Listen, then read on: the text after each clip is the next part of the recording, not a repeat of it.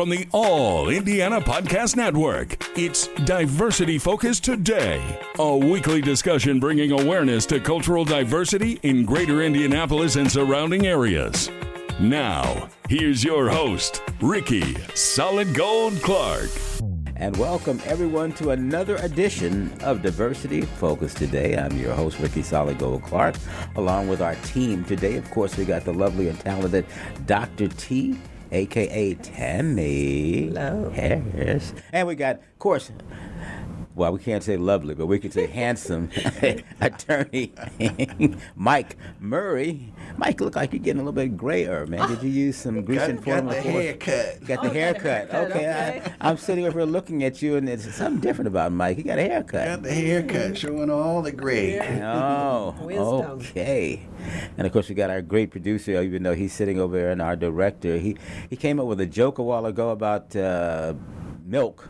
We'll have to tell you about that later on, which I had never heard of. And I think I've heard of everything, but that one was a ringer. Okay. Anyhow, our program today is brought to you in part by Gino Shelton, who's having his 40th anniversary. If you don't know Gino has been a DJ in this market, now for 40 years, because come the end of September, as part of the Circle City Classic, he's having his 40th year anniversary with a concert, bringing in a lot of old school acts for that, and I'll have to remember some of the acts, but you'll see the commercial later on, plus a big comedy show on Saturday. So, Gino, thank you for being one of our sponsors for this program. So we appreciate you. Okay, topics. This program is dealing with some of the response that we've got from a couple of our audience people. And Dr. T has that information over there. She got to put her glasses on reading. so she can see. This comes from John Forges. He comes from Florida. I don't know the city right now, but he's from Florida. From Florida. Yeah, we're everywhere. See, we reach all over. And he wrote his comment to us. I appreciate the critical lens your podcast brings to current Republican leadership, especially in holding Trump accountable. That said, I'd love to hear a shift in the conversation toward building momentum within the Democratic Party. Who do you see as the true Democratic front runners for the next presidential election? And what tangible accomplishments or strategies have they brought forward during this Republican-dominated period that could inspire confidence among voters? I believe it's time we rally around at least two strong, credible Democratic candidates, especially ones with clear command of foreign affairs. Also, how do you see the influence of the progressive wing shaping the party's overall ability to win in 2026 and 2028? Can the Democratic Party unify and win with such broad ideological spectrum? That's interesting. Yes. That John Forges here in Florida. See, our program reaches all over the world. Thank you, y'all. John. Thank you. I think that was a very salient and timely question, because I think it's being asked by people all over the place. Yeah. Who are the Democratic frontrunners? Who really is going to have a real chance of upstaging the Republican wave that they seem to be trying to engineer right now? Yeah. I wonder it myself. That's what I have to say. I started doing some kind of research and say, well, who is that? That's a good question. Because we get so tied up in trying to put out fires that turn into forest fires. I think that's probably another distraction tactic, not to focus on our own home. Right. Okay. What could we control and how? Well, Of course, I think probably the obvious throw in there is Kamala Harris. Will we see her back on the national stage? I saw that she was on Stephen Colbert's show this past week talking about whether she was going to run for governor of California. Okay. And I guess she put that idea out to pasture. She's not. She's not going to do that. But one of the interesting comments I thought she made was she said the system is broken. Yes. And she didn't want to be back in the system. Certainly, we all know the system is broken. Right.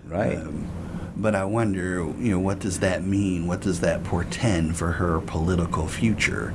I thought she was a great candidate. I really liked her. I did too. Well, we also have now Gavin Newsom, who cannot run again. He's the governor of California. And he can't run as governor. He can't run as governor. So, what's your thoughts on him, team? What do you think about? I think he'd be a strong candidate. I think he'll be a strong candidate, and that he is holding Trump accountable and bringing light to what's being broken in the system. And his state is already big enough, I think, to support federal, something like that. His constituents there. Fourth largest economy in the world. So you're right. So he has the means and the know-how to kind of run it financially and probably help bring it back up, I would think. And then Crockett. Well, sticking on Gavin Newsom for a second, he's youngish. He's not 20-something, but he's younger than a lot of the candidates that we've seen on the national stage right now. Yep. So he's young. He's young. I think young women out there find him an attractive candidate, physically attractive. He speaks well. He's smart. I what think about foreign policy? I guess that our listeners say. I don't know how really he deals with that. Well, the governors of the states, particularly a state like that, have some international dealings in attracting business and dealing with international businesses in their states. I don't know what his credentials are to the fullest extent in terms of foreign policy, but he'll get it. Certainly the current occupant of the White House had no foreign policy. So anything could be a step up in that. And some would argue. Even the cabinet, right? Right. And I think some people would argue he still doesn't have any foreign policy experience. Right, so... Well, we got, so we have, whom else would one have? What about... Crockett. You mentioned Jasmine Crockett. Yeah, who's she the has congresswoman in Texas. Right. She got a lot of fire. She definitely got... And the know-how. She's very smart, intelligent. Extremely intelligent. With law. She's a... and she's a lawyer. That's her career. She's a lawyer as well, so she definitely knows. And everybody knows lawyers are great, right? Oh, yeah. Okay. Exactly. We know who got her vote, right? But is she too outspoken? Some people were saying she just talk, and well, I mean, all that. But look at who we have as president now. Right. I mean, he was outspoken campaigning and saying all kind of crazy things, but obviously it worked for him. Well, it's interesting to me that when we start talking about a woman candidate, people talk about, is she too outspoken? Yes. I mean, don't you want a president to be a president from that gender? Right. She's definitely a qualified person. Extremely. I think as much as Kamala was in her roles as well. All right. So. And then who's the Speaker of the House now? That gentleman. Oh, Hakeem. Hakeem. I think Jeffries. Kind of. That's certainly he was the one that Nancy Pelosi picked to take over her position there, and so he certainly has the charisma, has the knowledge, certainly has the experience being in the House for a number of years. So, we can't. Got to keep an eye on him as well. Do you think they're united within Congress and supporting each other? It seemed like it's kind of divided in itself. Well, I think he could bring it back together. I mean, him being the minority leader of the House, I mean, he's got the respect of his team, of course. He hadn't been there all that long. I wonder if he would want to leave that position at this point to make a bid for president. He's first black Speaker of the House. Right. Mm-hmm. I'm not sure. I mean, I think he's certainly capable, intelligent enough. Yeah. Certainly has a platform from which he could launch a presidential campaign, but I wonder strategically for the Democrats on the national level if they would want to move him out of that position. Yeah, he's pretty powerful, especially if the Democrats get complete control of the House and the Senate. Oh, we definitely got his power increased tenfold. And Cory Booker. Senator Booker in New Jersey. He was the one that staged the long talk. Filibuster. Yes. Yeah. So he definitely, he started considering it once before for a run. Yeah, I believe he did. I think he done well. Kind of, stuck his foot in the water to see how warm it was. So it seemed like we're naming a lot of African American. Yeah, I was just going to make that same comment. I'm like, well, we got. I mean, they're the ones standing out right now. Yeah, they're standing out. Well, you got Pete Buttigieg. Yeah, I like. Yeah. He's second. What is he? He was Secretary of Department of Transportation. Now he's just a citizen. Right. But I think I was told that he's thinking about perhaps running for a Senate office in Michigan. Yeah, I read that as well. Because he now lives in Michigan. And Warren. Elizabeth Warren. Yeah, Did she still got fight in her? She does have fight. She does have fight. So that's a possibility. What about the gentleman that ran as vice president? Tim Kaine? Is it Walz? Tim Walz. Recently under Kamala, yeah. Yeah. So, I mean, his name is still out there. And I thought he was a good vice presidential candidate. He complimented Kamala, yes, I think, for that. Right. So. And then if we look further, somebody who's not in politics, but who is a potential hellraiser, not locally, but, and I'm speaking of Stacey Abrams. Oh, yeah.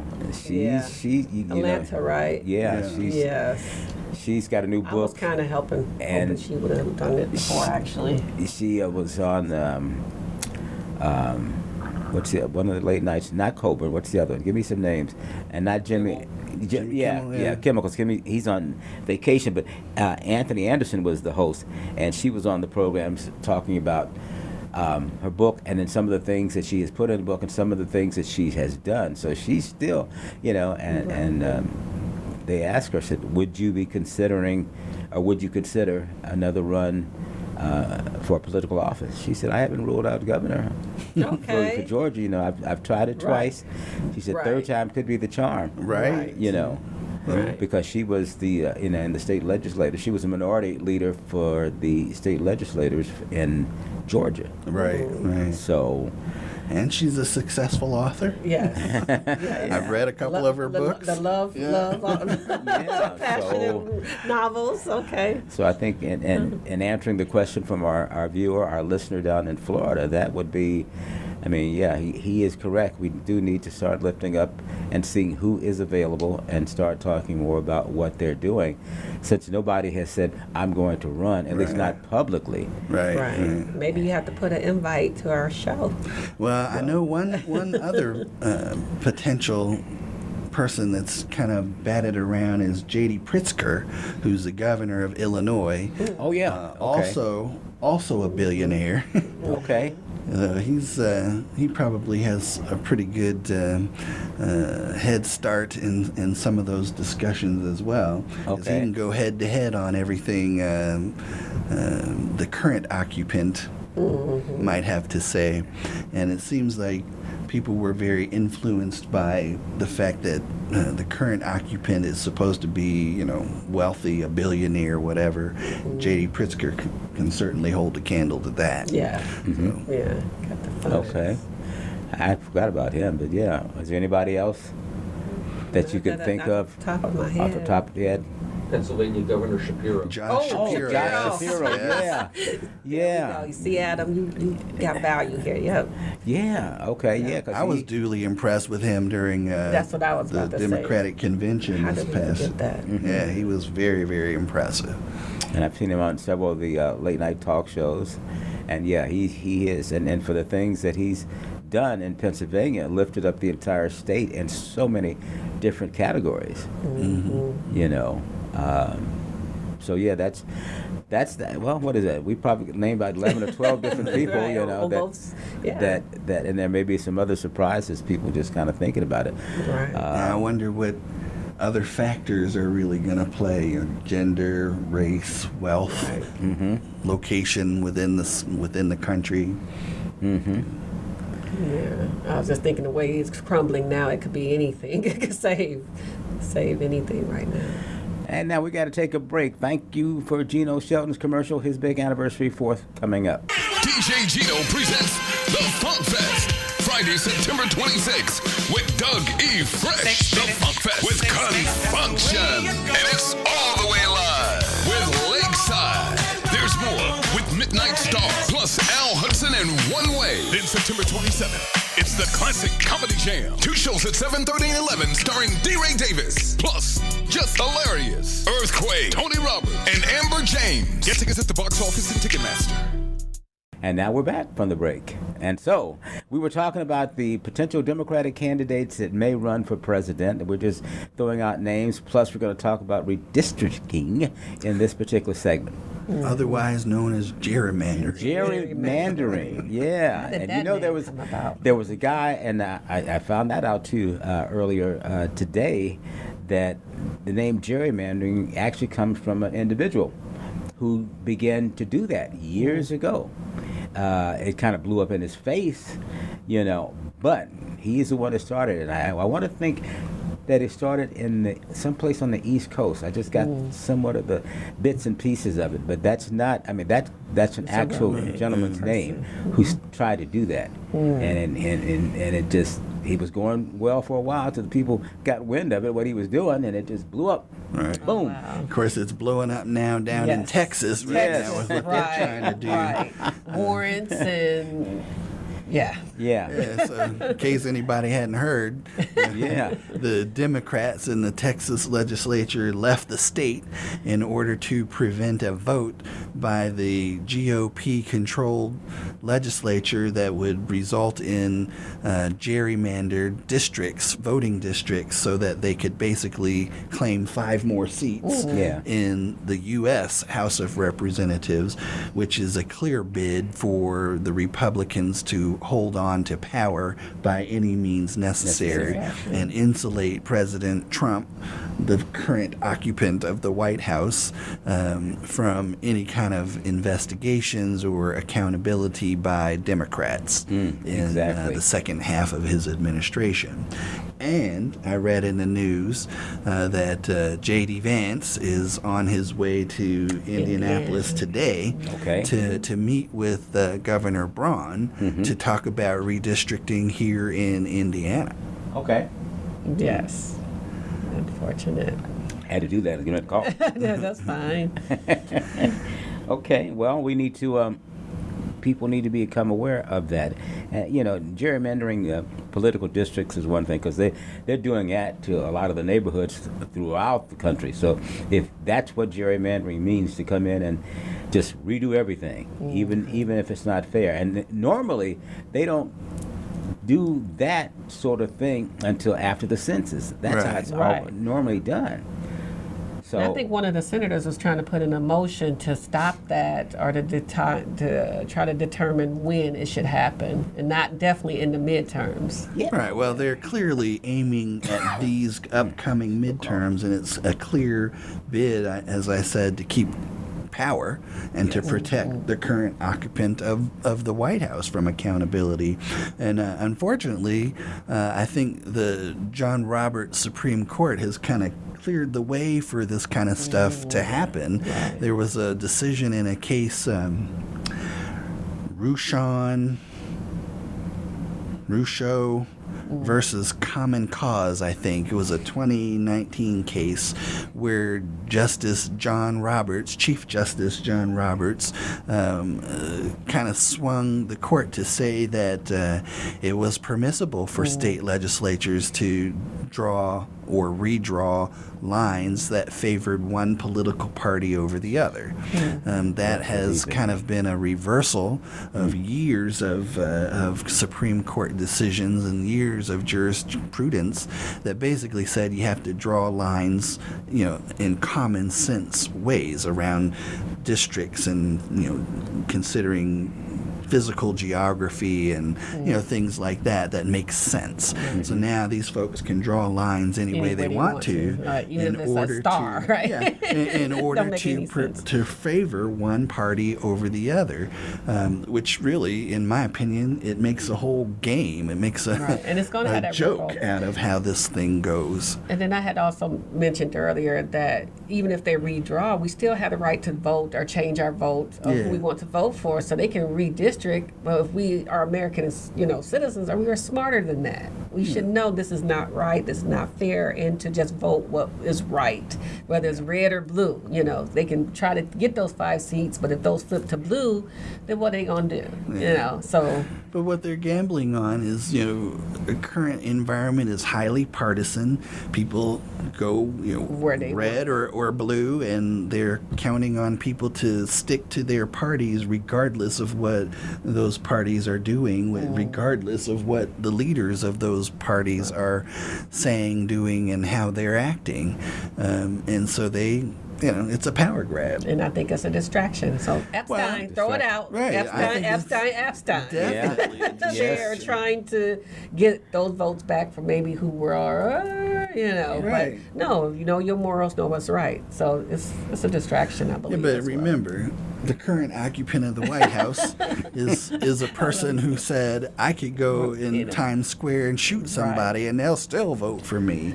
So this person feels that he is untouchable, and I guess we're proving him right because nobody's holding him accountable. And so Newsom saying that they'll switch theirs in other states. Gavin Newsom, governor of California. And they're one of the biggest, we said, constituents are part of funding. Yeah, some of the democratically controlled state legislatures and governorships. So he can gain just as many more or less if he... Well, they're talking about doing stuff to counter what states like Texas are doing. But they're trying to blame it on him because they're trying to say, because he did it, but he didn't do anything. No, they just... So they just. But people have to be a little bit more intelligent than, just accepting these sound bites that partisan leaders are throwing out there. And case in point with the flood, they tried to put this provision in when they're supposed to be talking about flood release. That's relief for, That's political Texas. Gamesmanship, They play these games and pull these tricks in order to try to get their little things through without the people paying attention to it, without people noticing and taking up arms or raising up voices about those kinds of things. They do think people are stupid. And if if we let them get away with it, I guess we kind of prove we are stupid. Well, it's the majority of who. Yeah. Can't do that. But we'd also spoke about the potential Democrats that could be potential candidates or extremely, let's say, strong Democrats. We talked Gavin Newsom, of course, the governor of California. Mike, you mentioned about the governor of Illinois. Yeah, J.D. Pritzker. He's a Democratic governor and a billionaire who can certainly take on the current occupant of the White House point for point, because people seem to think that the current guy has some merit because he's rich, because he's been successful in business, although there's quite a bit of debate as to how successful he's been in business. Well, he's been bankrupt 5 or 6 times, so that's not a sign of success to me. If you've been bankrupting your businesses at least 5 or 6 times, I mean. Well, some people would say it's an effective legal strategy where the law allows you to do it. Why not do it? Yeah. But where you don't get is, you fail to pay people that should be paid. You fail to honor commitments. You use the legal system as a cudgel. You beat people over the head to force them into submission because you've got the money to spend and they don't. That's not really how the American system is envisioned. Yeah, well, and he's not the only one. Although I just happened when you brought that up, the fact that Elon Musk has been sued by a number of smaller vendors, small businesses, because he hasn't paid them, and some of them have had to go out of business or bankrupt because they weren't getting paid. That has surfaced here recently, that he has done some of the same things that Donald Trump has done. Birds of a feather stick together. So who else do we have that could be? We got less than 5 minutes. Democrats that we need to keep an eye on. Talk about Crockett. Jasmine Crockett out of Texas, a congresswoman out of Texas. And Jude Jetterberg, what is his name? The governor of Pennsylvania. Yes. Josh Shapiro. Yeah, Josh okay. Shapiro. Cory Booker out of New Jersey. Mm-hmm. He was the one that staged the filibuster. Right. Yeah. Spoke. Yeah. Had a record. To much applause. Too much. Who's the Department of Transportation? Oh, Pete Buttigieg. I said that. Buttigieg. Yeah. So, and of course, everybody would love to get who? Who did you say, Amy? AOC. AOC. Oh, Yes, AOC. Yes. You know. She So- would probably catch a lot of Hispanic votes there too. Yeah. Like even if they redistrict, because some of the things towns in Texas I heard with the new line is Well, Hispanic. AOC's in New York. Oh, she's- okay. Yeah, she's a Congresswoman in New York. So well, yeah. they can still gain the votes. You know, so so that's that. Want to keep that in mind. So we got 2 minutes, two minutes. So free speech, free voice on entering questions and comments on our show. Yeah, tell them where to go again. Facebook.com, that's Diversity Focus Today, and then on YouTube, Diversity Focus Today with Ricky Clark. Okay. So subscribe and like. Then we have our GoFundMe that Yes. is offering opportunity to be that voice for you. So you can check that out on both of those stations as well as All Indiana Today podcasts on Wish Okay. TV. And like us, Yep. subscribe, follow, set comments, do it all. And we appreciate those from Papona Beach, Florida. And Phoenix, Arizona. Keep it coming in. You know, Mikey said we have somebody in Germany. Germany. Germany, There we so go. we're all over the world. Yay. So advertisers, sponsors, come join our team Yes. to get your message across the entire world. And you have your saying is. My saying is, remember, it takes both black and white keys up a piano to play the Star Spangled Banner. Yes. Hoorah. Love And then that. I would Like say, that, with that Ricky. thought in mind, we now have to bid you a farewell. I do believe. Is it time? Yes. I saw him do the close, and I He see gonna him go do the like, stretch. So I don't know if I'm break closing those or knees. stretching, but whatever. We got to go. All right. We'll see you next time around. All right. Yeah. Thank you. This is Diversity Focus Today with Ricky Solid Gold Clark. Watch Sundays at 1:30 a.m. on Wish TV. Be sure to like and subscribe to this podcast and check out other great podcasts on the All Indiana Podcast Network. Online now at allindianapodcastnetwork.com.